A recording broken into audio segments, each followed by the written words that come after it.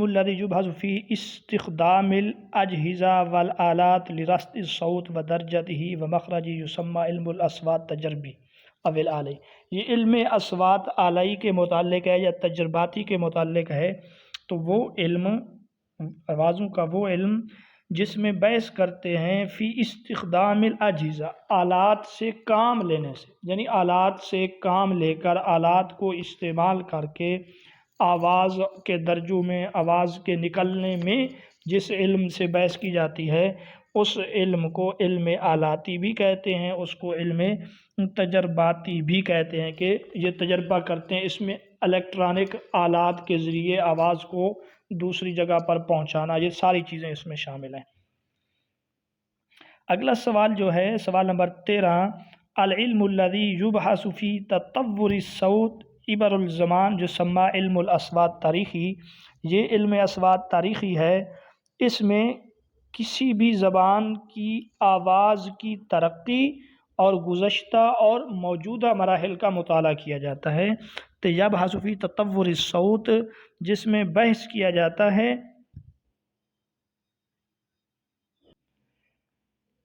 آواز کی ترقی کے حوالے سے، تو وہ جو ہے نا علم اصوات تاریخی ہے کہ گزشتہ زمانے سے اب تک اس علم نے کیا کچھ ترقی کی ہے۔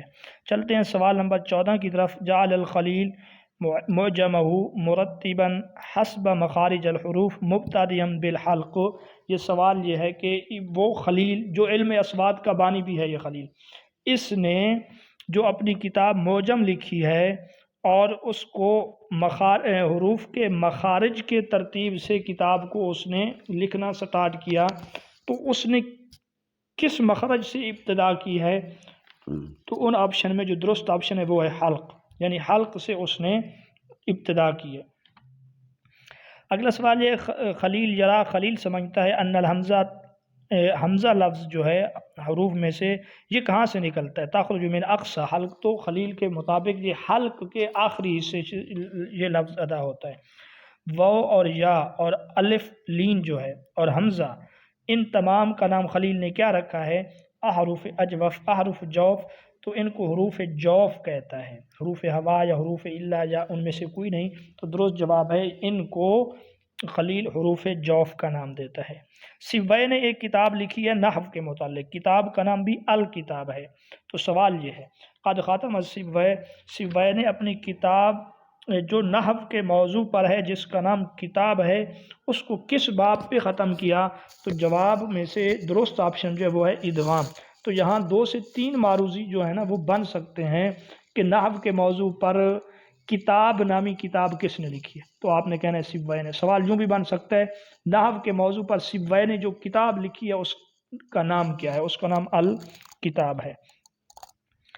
اگلا سوال یہ قد خصص ابن جنہ کتاب و سر صناعت الاعراب للدراست الصوتیہ، کہ اس نے کتاب جو لکھی ہے جس کا نام ہے سر صناعت الاعراب، یہ آوازوں کے متعلق خاص ہے، اس کی کتاب کا جو موضوع ہے وہ صوتیت ہے، آوازوں کے متعلق یہ کتاب خاص ہے۔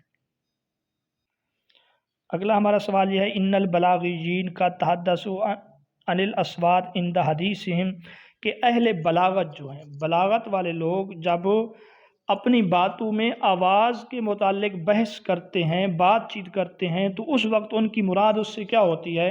تو اس وقت اہل بلاغت جب آواز کا لفظ بولتے ہیں تو ان کی باتوں میں اس سے مراد جو ہے وہ فصاحت الکلمہ، کلمہ کی فصاحت ہوتی ہے۔ جاحظ ایک بہت بڑا ادیب گزرا ہے، وقد زاد الجاحظ فی کتابہ البیان والتبیین من العنایۃ فی الدراست الصوتیہ، کہ اہتمام کے ساتھ زیادہ کیا ہے جاحظ نے اپنی کتاب البیان والتمجیز میں من العنایہ، اہتمام کے ساتھ فی الدراست الصوتیہ، کس میں اضافہ کیا ہے؟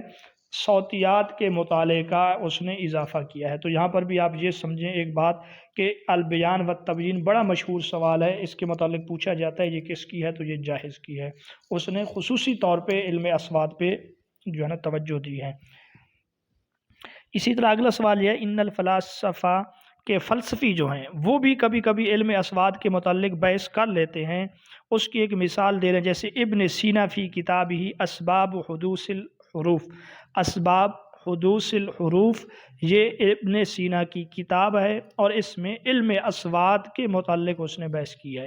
یہاں پر بھی آپ 2 سے 3 باتیں یاد رکھیں کہ یہ کتاب جو ہے وہ ابن سینا کی ہے، علم اصوات کے اوپر اس میں زور دیا گیا ہے۔ تیسری بات یہ یاد رکھیے کہ ابن سینا کا شمار فلاسفہ میں ہوتا ہے۔ سوال نمبر 22، قسم العرب الحروف العربیہ الی اقسام، کہ عربوں نے حروف عربی کو، حروف تہجی جو عربی زبان میں ہیں ان کو تقسیم کیا ہے کئی قسموں میں۔ ان میں سے ایک حروف صحیح ہیں یعنی جن میں حرف علت نہ ہو، اور الحروف المعتلہ وہ حروف جن میں حرف علت ہو۔ آپشن نمبر 3 ہے کہ کلاہما صحیح، تو جواب یہ ہے کہ دونوں درست ہیں، کہ عربوں نے جو حروف کو تقسیم کیا ہے اس میں کچھ حروف صحیح ہیں کچھ حروف علت ہیں۔ اگلا سوال الف والیا، ان کے متعلق ہے اذا سکنت، جب یہ ساکن ہوں، وجانستها حرکت ما قبلها، اور ان سے پہلے جو لفظ کی حرکت ہے وہ ان کے موافق ہو تو اس کو حرف مد کہتے ہیں۔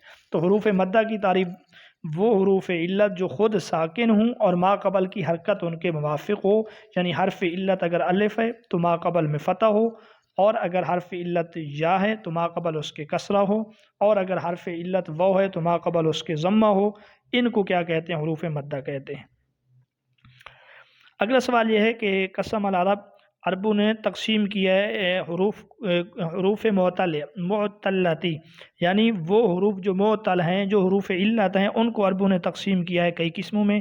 ان میں سے ایک حروف مدیہ ہیں، ایک حروف لین ہے۔ حروف مدہ ہوں یا حروف لین ہوں ان کا تعلق حروف علت سے ہے۔ بہرحال درست جواب یہ ہے کلاہما صحیح، کہ یہ دونوں درست ہیں۔ اگلا ہمارا سوال یہ ہے 25، والوا والیا اذا سکنت، واو اور یا جب ساکن ہوں، کب؟ بعد غیر ما یجانسها، کہ ان سے جو ما قبل ہے لفظ ان کی حرکت ان کے مخالف ہو، یعنی واو سے پہلے کسرہ آ جائے، واو سے پہلے فتح آ جائے، تو یا یہ خود متحرک ہوں تو ان کو حروف لین کہتے ہیں۔ تو حروف لین ان حروف علت کو کہتے ہیں جب ما قبل کی حرکت ان کے موافق نہ ہو۔ سوال نمبر 26، تسمى الحروف الصحیحہ بالاصوات، حروف صحیحہ جو ہیں ان کو حروف صامتہ کہا جاتا ہے۔ حروف صحیحہ کو حروف صامتہ کہا جاتا ہے۔ اچھا، تو پھر ان کو حروف صامتہ کیوں کہتے ہیں؟ تو صامتہ وہ حروف ہیں جن کا تلفظ کرتے ہوئے ہوا منہ سے نہیں گزر سکتی۔ با، جس طرح ہم با کا تلفظ کرتے ہیں تو ہوا جو ہے نا آگے گزر نہیں سکتی، تو ان کو کہتے ہیں حروف صامتہ۔ اور حروف سائتہ جو ہیں، سائتہ وہ حروف ہیں جن کو ادا کرتے ہوئے ہوا منہ سے آزادانہ طور پہ گزر جاتی ہے بغیر کسی رکاوٹ کے، ان کو حروف مد بھی کہتے ہیں۔ آگے یہ کہ تسمہ حروف المد، وہ حروف مد کو اور ان کے ساتھ تینوں حرکات ہوں ان کو اصوات سائتہ کہتے ہیں، ان کو سائتہ کہتے ہیں۔ سوال نمبر 28 یہ ہے یسمون حروف اللین بالاصوات، جو حروف صحیحہ کو آپ جان چکے ہیں صامتہ کہتے ہیں، حروف مدہ کو جو ہے سائتہ کہتے ہیں۔ اب پیچھے کون سے حروف رہ گئے ہیں؟ حروف علت میں سے حروف لین ہیں، تو حروف لین کو شبہ سائتہ کہتے ہیں، یہ سائتہ کے مشابہ ہیں۔ سوال نمبر 29 کی طرف چلتے ہیں۔ الحرف الذی ينحبس الهواء في أثناء النطق به في أي منطقة من مناطق النطق انحباسا کلیا او جزیا یسمى الصامت، یہ وہی صامت کی تعریف ہے حرف صامت، کہ حرف صامت وہ حرف ہے ينحبس الهواء جو ہوا کو روک لے بولنے کے دوران، فی اثناء نطق بھی، اس لفظ کو بولنے کے دوران، فی ایاتی منطق من مناطق، بولنے کے مراحل میں سے کسی بھی مرحلے میں، چاہے وہ ہوا کو مکمل طور پہ روک لے یا جو ہے نا جزئی طور پہ ہوا کو روک لے، اس کو جو ہے حروف صامت کہتے ہیں۔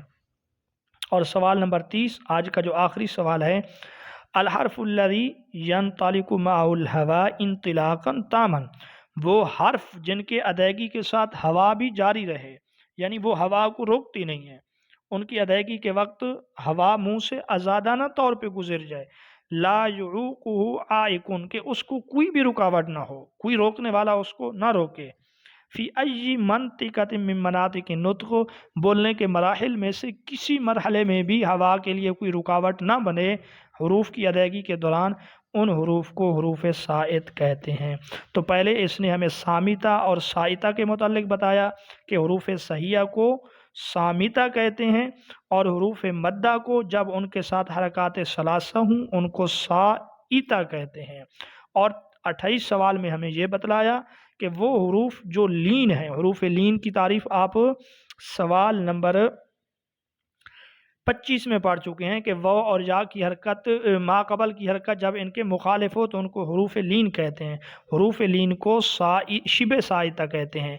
फिर सवाल नंबर 29 और 30 में हमें बतलाया गया कि सामिता कौन से हुरूफ हैं, साइता कौन से हुरूफ हैं। उम्मीद करता हूँ कि इन सवालात को आप समझ चुके होंगे। इंशाअल्लाह मज़ीद कल पढ़ेंगे और आज का टेस्ट इन्हीं सवालात से होगा।